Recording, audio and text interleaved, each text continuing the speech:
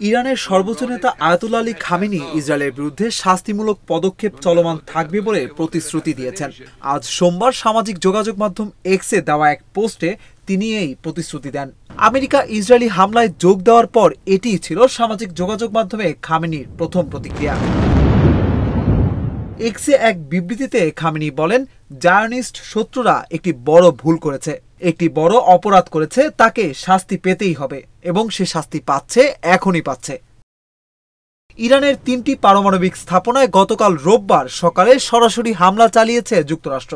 মার্কিন president Donald Trump truth সোশ্যালে দেওয়া এক পোস্টে নিজেই এই হামলার খবর জানান।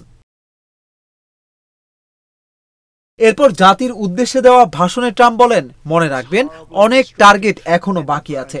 আজ রাতে লক্ষ্যবস্তু ছিল সবচেয়ে কঠিন, সম্ভবত সবচেয়ে আইনসঙ্গত, কিন্তু যদি দ্রুত শান্তি না আসে তাহলে আমরা অন্যান্য লক্ষ্যবস্তুতে নির্ভুলতা, গতি এবং দক্ষতার সঙ্গে আঘাত হানব।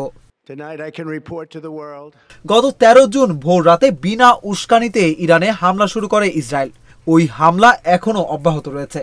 জবাবে ইসরায়েলে পাল্টা হামলা চালাচ্ছে ইরানও। ইসরায়েলি কর্তৃপক্ষ জানিয়েছে, এই সংঘাতে এ পর্যন্ত ইসরায়েলের 24 জন নিহত হয়েছেন। অন্যদিকে ইরানের স্বাস্থ্য মন্ত্রণালয় জানিয়েছে, ইসরায়েলের সঙ্গে সংঘাত শুরু হওয়ার পর থেকে এখন পর্যন্ত ইরানে 430 জন নিহত হয়েছেন। এ সময় আহত হয়েছেন কমপক্ষে 3500 মানুষ।